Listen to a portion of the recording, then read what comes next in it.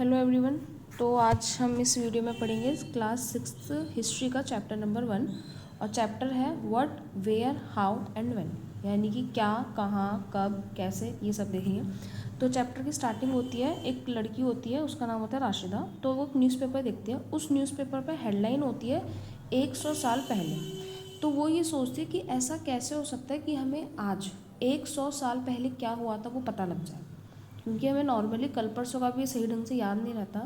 तो 100 साल पहले की इन्फॉर्मेशन हमें कैसे मिलेगी, तो वो थोड़ी हैरान हो जाती है। Finding out what happen. अब देखिए, जैसे कि yesterday could you listen to the radio, watch television, read newspaper, last year ask somebody who remember. अब देखें तो हमें सही से ये भी नहीं पता होता कि कल क्या हुआ था, परसों का क्या हुआ था, या न्यूज़पेपर में कल क्या आया था, हमें वो भी नहीं पता लगता। Let us see how it can be done. तो ये सब होता कैसे है, what can be know about the past, हम पास्ट के बारे में क्या क्या जान सकते हैं।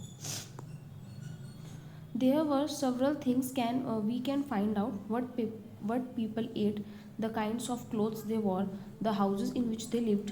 We can find out about the lives of hunters, herders, farmers, rulers, merchants, priests, craft persons, artists, musicians, and scientists. We can also find out about the game children played, the stories they heard, the plays they saw, the songs they sang. Simple मतलब है कि हमें history के बारे में जानना क्या है। तो हम ये भी पता कर सकते हैं कि पहले के ज़माने के लोग खाते क्या थे, कपड़े क्या पहनते थे, वहाँ के छोटे बच्चे क्या गेम खेलते थे, क्या आज की तरह ही गेम खेलते थे। जैसे आज तो बहुत सारे गेम्स आ गए, डिजिटल गेम्स आ गए, इंडोर आउटडोर, क्या पहले भी ऐसे गेम थे। पहले के लोग गाना किस तरीके के गाते थे। फार्मर्स हो गए, हंटर्स, आपको पता है कौन होते हैं हंटर्स, वो होते हैं जो एनिमल्स का शिकार करते हैं। तो हंटर्स, फार्मर, रूलर्स एट्सेट्रा, ये सब इनके क्या कहते हैं। वेयर डिड पीपल लिव, तो लोग रहते कहाँ थे। जैसे आज तो आप लोगों के बड़ी बड़ी कॉलोनीज़ वगैरह हो गई हैं, लेकिन पहले के टाइम पे लोग ज़्यादातर प्रेफर क्या रहते ही थे नदियों के पास, bank of the rivers. Example के तौर पे आप देखेंगे गंगा नदी, नर्मदा नदी, बहुत सी नदियाँ हैं।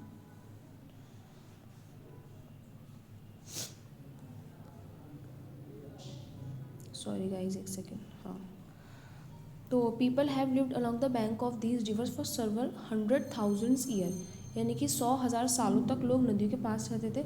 सम of the earliest people who lived here were skilled gatherers.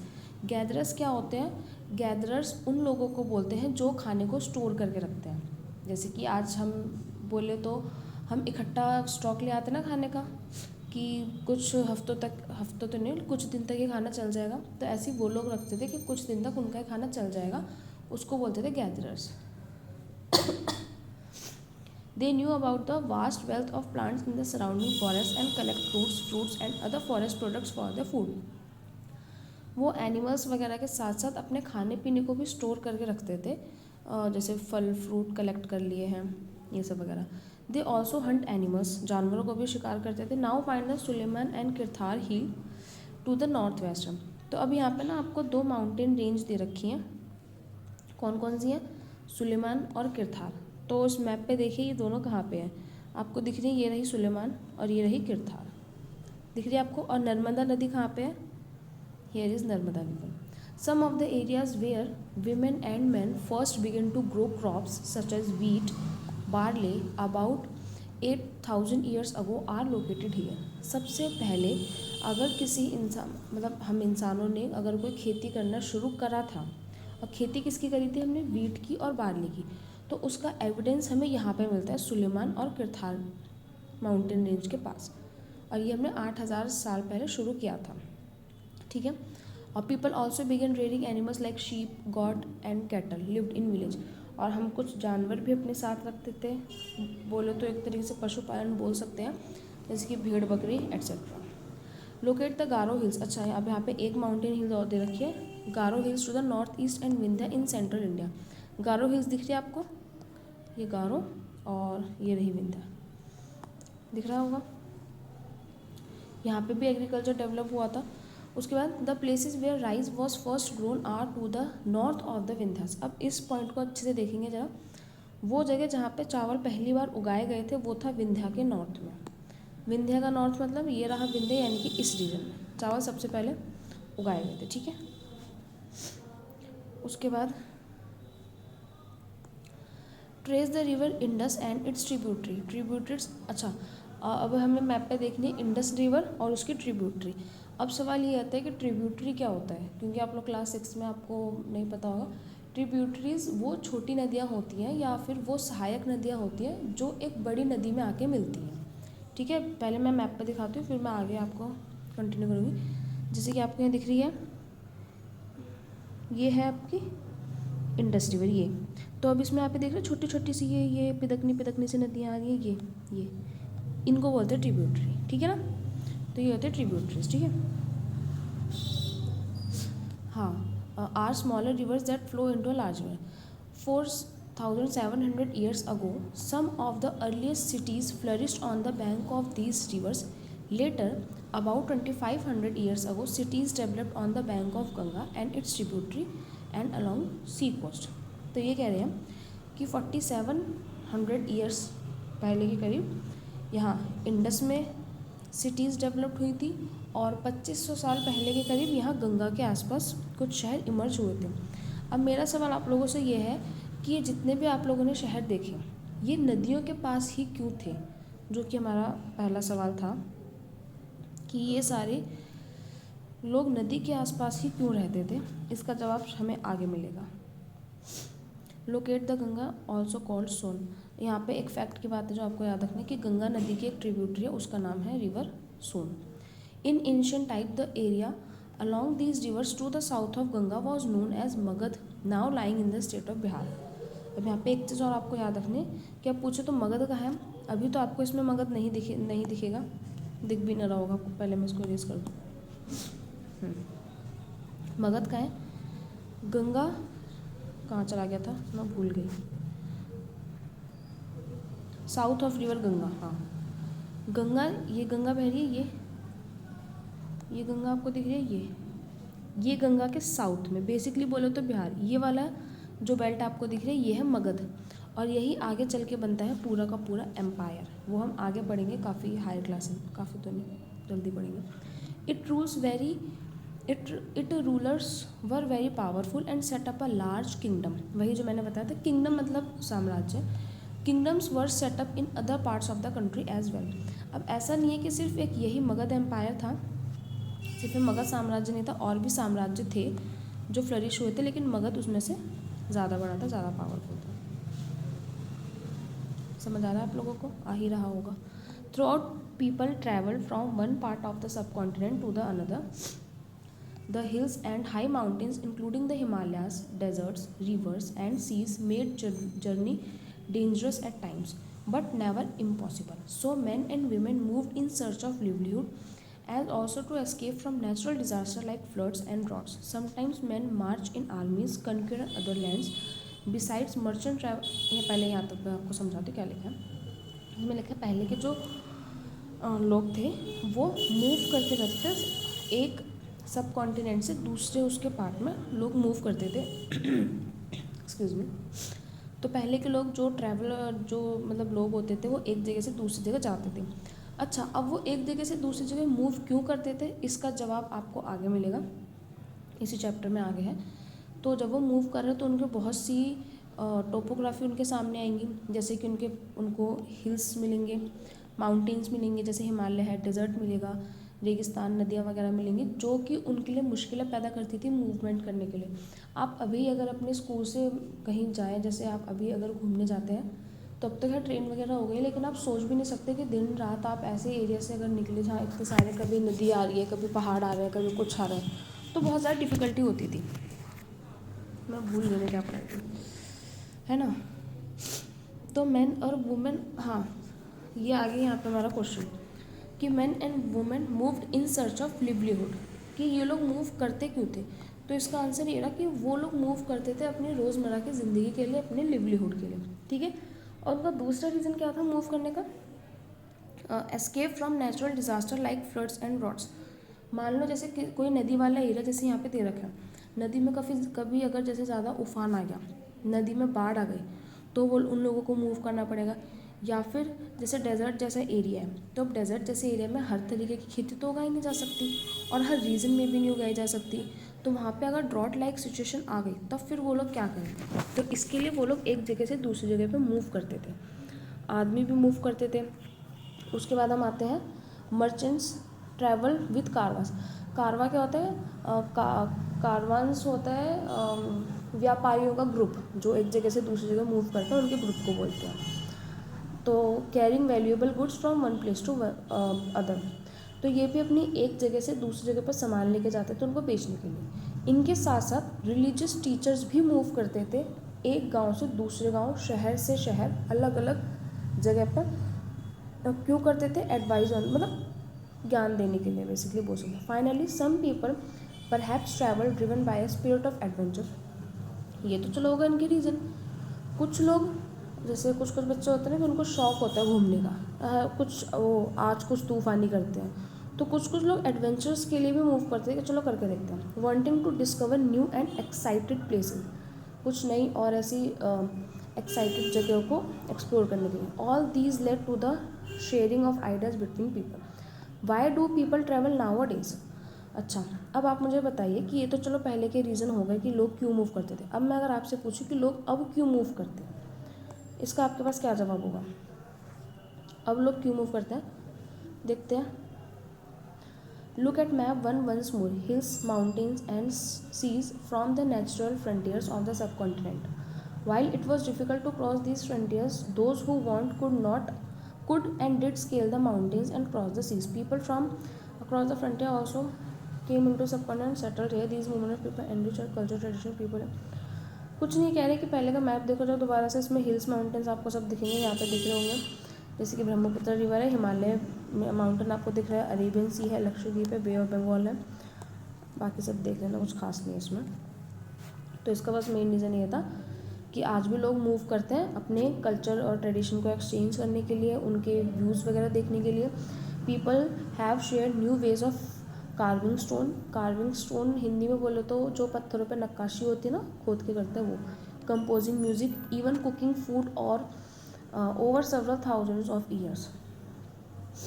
कि मतलब बेसिकली यही है कि अपने ट्रेडिशन, अपने कल्चर, अपने रूट्स को एक्सचेंज करने के लिए। ग्लोबलाइजेशन इसका फैक्टर वो कारण हो सकता है, ज़्यादा हैवी टर्म नहीं। नेम्स ऑफ द लैंड हम बढ़ते हैं। Two of the words we often use for our country are India and Bharat. हमारे भारत देश के कितने नाम हैं, दो नाम है जी, पहला है इंडिया, दूसरा है Bharat. The word India comes from the Indus called Sindhu in Sanskrit. अच्छा, अभी इंडिया वर्ड कहाँ से आया, तो इंडिया वर्ड आया है संस्कृत भाषा की सिंधु से, ठीक है ना। इंडस नदी है, इंडस नदी को संस्कृत में सिंधु बोलते हैं, और उसी सिंधु से धीरे धीरे करके इंडिया वर्ड आ गया। कैसे आया हम पढ़ते हैं। सबसे पहले आपको find Iran and Greek in your atlas. आपके पास एटलस निकाल के बैठे अपनी। The Iranians and the Greeks who came through the north west about 2500 years ago and were familiar with the Indus called it the Hindos or the Indus. देखो मैं आपको समझाती हूँ क्या बात चल रही है यहाँ पे। ये मैप पे निकाला मैं, तो यहाँ पे ना मतलब नॉर्थ इंडिया के कंपैरिजन में अगर हम देखें इसके रिलेटिवली में, ईरान और ग्रीक आपको इस साइड मिलेंगे और पीछे, मतलब मेरा टैब छोटा पड़ रहा है इतना पीछे। तो ईरान और ग्रीक जब नॉर्थ वेस्ट से आए ना ऐसे करके इंडिया की तरफ, जब वो लोग मूव करे तो उनको सबसे पहले दिखी इंडस रिवर। अब क्योंकि इस नदी का नाम है इंडस, तो उनसे इंडस बोला नहीं गया, तो उन्होंने इंडस को कर दिया हिंडस, है ना। नीचे देखो आपको वर्ड मिलेगा ये। उन लोगों ने इंडस को ये हिंडोस और इंडोस बोल दिया था। The land of the east of river was called India. तो ये रही सिंधु नदी, तो वो लोग यहाँ से आए, उन्होंने कहा अरे ये तो इंडोस रिवर है, तो इंडस रिवर के ये वाला पूरा एरिया, उसको थोड़े मिटाओ में, ये वाला पूरा एरिया हुआ ईस्ट में, तो इंडस रिवर के इधर का जितना भी एरिया ईस्ट का उनको देखें, तो उन्होंने कहा इंडस रिवर के पूरा ईस्ट का एरिया हो जाएगा इंडोस, इंडस इंडोस, और फिर वही इंडोस से आ जाएगा अपना इंडिया, ठीक है। मुझे पता है मैं वो बहुत ज़्यादा ख़राब कर देती हूँ। The name Bharat was use for a group of people who lived in the north west and who were mention in the Rigveda. ये चीज़ आपको अच्छे से याद रखनी है भारत वर्ड का मेंशन कौन से वेद में है? ऋग्वेद में है। वो यूपीएससी तो नहीं कह रहा, वो ऑप्शन दे देंगे ऋग्वेद, यजुर्वेद, सामवेद, अथर्ववेद। पता होना चाहिए ऋग्वेद में। और भारत का मतलब क्या है? ग्रुप ऑफ पीपल जो कहाँ पे रहते हैं? नॉर्थ वेस्ट में। नॉर्थ वेस्ट कहाँ पे है अपना? एक सेकंड में भी दिखा रही हूँ आपको नॉर्थ वेस्ट कहाँ पे है। ये देखो, ये क्या हो जाता है इसमें, ये फिर याद कर दिया मैंने सब। ये नॉर्थ वेस्ट बेसिकली उस टाइम पे अपना जो भी इंडिया नाम पड़ा था ना, वो मेन इस रीजन की वजह से ही पड़ा था। ये रीजन ही ऐसा था। एक तो इंडस रिवर थी, वो लोग वहाँ से, अब वो लोग तुतलाए हुए तो उसमें हमारी गलती नहीं है, तो उन्होंने यहाँ पे आके कहा ओ इंडस रिवर, ये हो गया इंडस का इंडोज, हिंदोज और इंडिया करके बन गया। और नॉर्थ वेस्ट रीजन में जितने भी लोग रहते हैं उन सबको मिलकर इन्होंने बोल दिया भारत। आगे इतनी सी मोटा माटी कहानी है। और ये लोग कौन थे? ईरान और ग्रीक के लोग थे। तो उतले हुए थे, नाम हमारा बदल दिया। ठीक है। Finding out about the past के बारे में जानते हैं। There are several ways of finding about the past. One is to search for and read books that were written long ago. अब हमें पास्ट के बारे में पता कैसे लगता है? अब मान लो हमें कोई, मान लो कि कल परसों की कोई हादसा हो स्कूल का, तो वो हमें हमारी फ्रेंड आके बताती है। कैसे बताती है? क्योंकि वो वहाँ पे थी, उसने देखा, उसने सुना, उसने हमें बताया। लेकिन हम जिस पीरियड की बात कर रहे हैं, मोटा माटी देखी जाए तो 4,000 साल पहले की, 3-4 हज़ार साल पहले की, तो उस टाइम का तो कोई भी आदमी पॉसिबल ही नहीं है कि ज़िंदा हो। तो फिर हमें कहाँ से पता लगेगा? हमें पता लगेगा उस ज़माने की बुक से। ठीक है।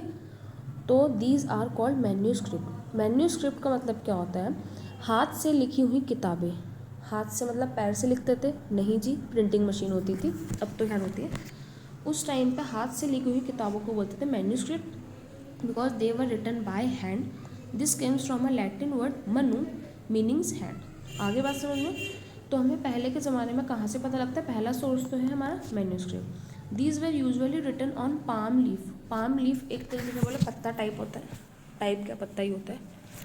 और on the specially prepared bark on tree known as the birch. जो पेड़ की छाल जिसे बोलते हैं ना, उस पर लिखी जाती थी हाथ से। और ये जो पेड़ की छाल है जिस पे लिखते थे, वो उगाया जाता था हिमालय में। तो ये बहुत इंपॉर्टेंट तो नहीं है, छोटा सा फैक्टर, इसको याद रखना।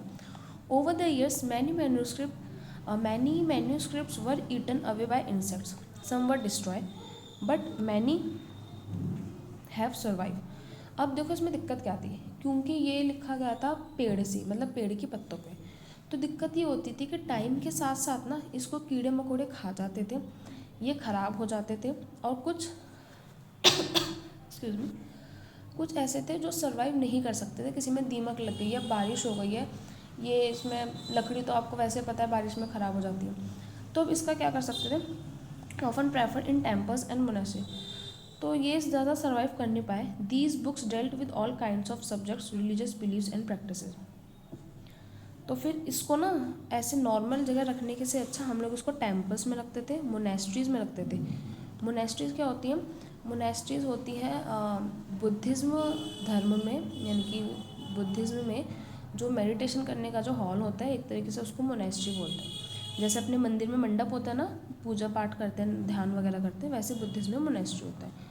तो इन बुक को हम प्रिजर्व करने के लिए टेम्पल से मोनेस्ट्री में रखते थे, क्योंकि सीधी सी बात है, वहाँ पे डेली लोग आएंगे, साफ़ सफाई रहेगी, तो इतने कीड़े वीड़े की दिक्कत होगी नहीं। साफ़ सफाई करते रहते थे मंदिर वगैरह, और तो अपने घर की नहीं करते होंगे वो।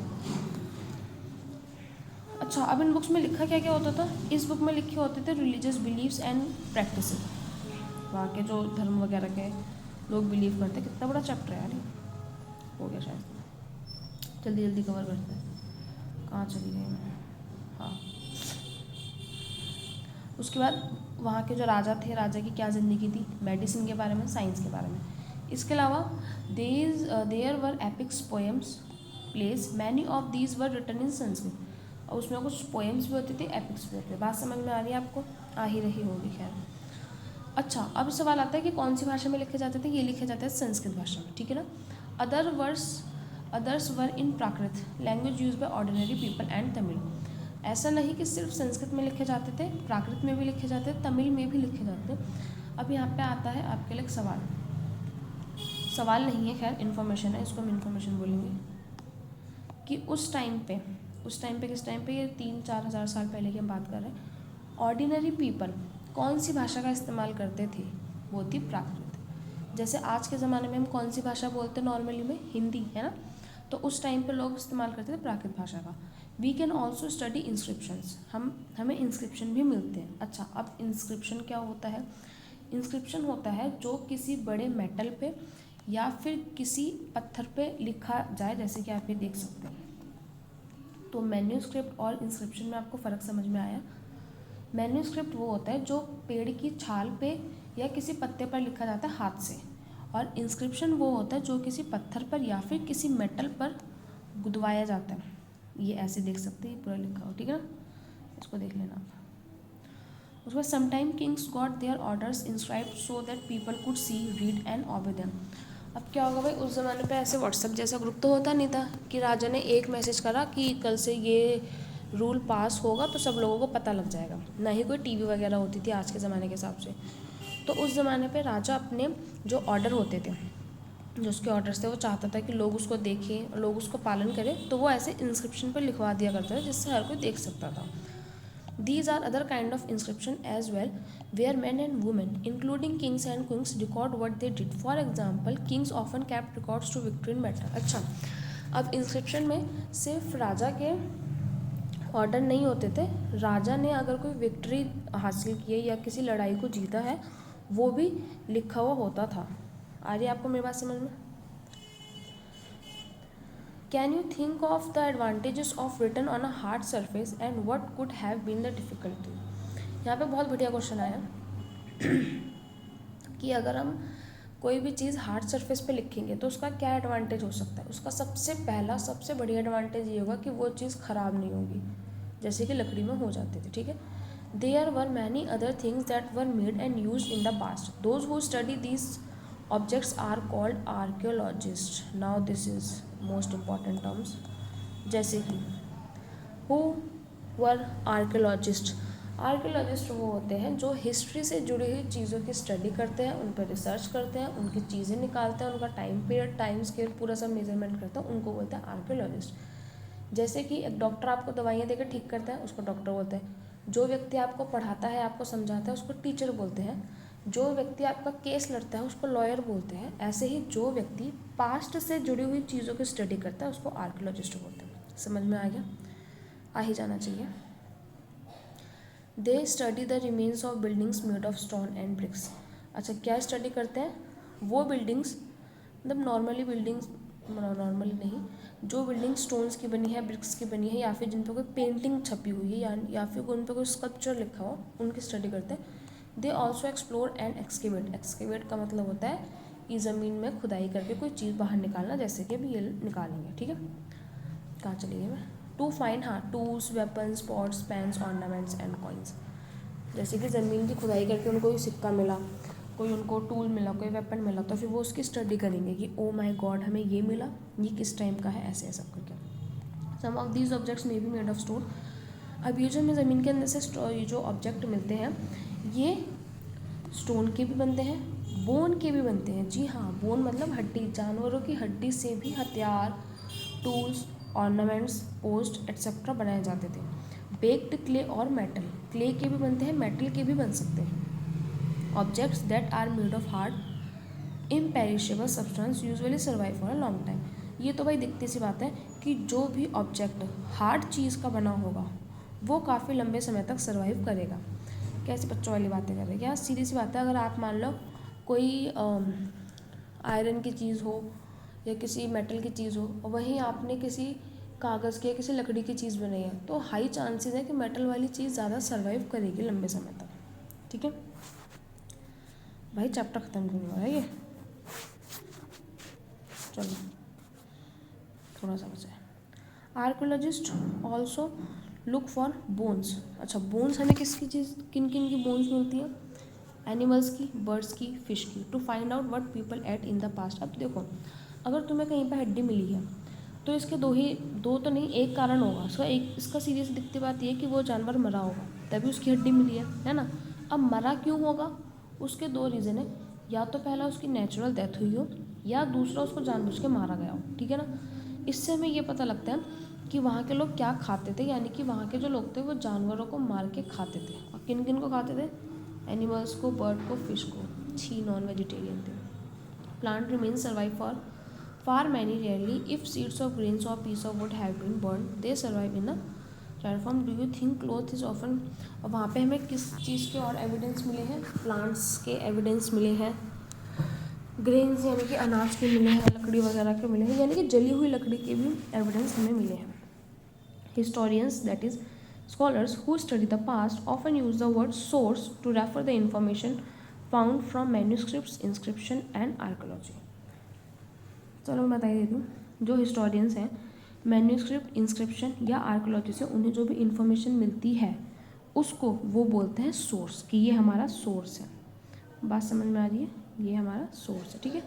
Once source are found, learning about the past become an adventure as we reconstruct it bit by bit. So historians and archaeologists are like detective who use all these source like clues to find out what was. कोई खास बात नहीं है. अगर इनको कोई objects कह रही हूँ सॉरी, अगर इनको कोई क्लू मिल जाता है, कोई सोर्स मिल जाता है, कोई इन्फॉर्मेशन मिल जाता है, तो उसके बाद फिर ये उसकी ऐसे डिटेक्टिव की तरह उसको स्टडी करते हैं और उसकी एक एक कड़ी जोड़ने की कोशिश करते हैं कि एग्जैक्टली हिस्ट्री में हुआ क्या था. यहाँ पे मैं आपको एक बात और बता दूँ, हिस्ट्री में एग्जैक्टली क्या हुआ था इस बात का अंदाज़ा आप कभी भी नहीं लगा सकते कि एग्जैक्टली क्या हुआ था. History is all about perception.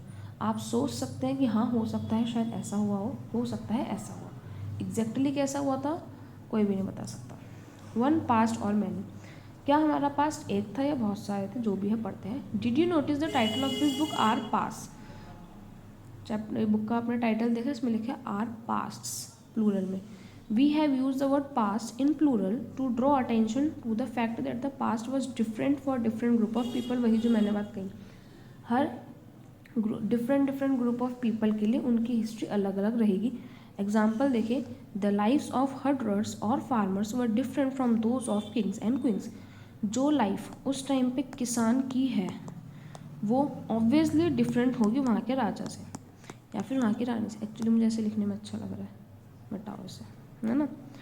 तो जो सीधी सी बात है भाई, मेरी लाइफ आप लोगों के लिए बहुत अलग होगी. अभी मोदी जी की और हमारी लाइफ एक है जैसी है, बिल्कुल भी नहीं अलग अलग है.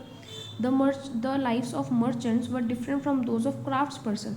जो वहाँ के व्यापारी थे, बड़े बड़े व्यापारी थे, उनकी लाइफ अलग होगी और जो वहाँ के क्राफ्ट पर्सन थे उनकी लाइफ अलग होगी.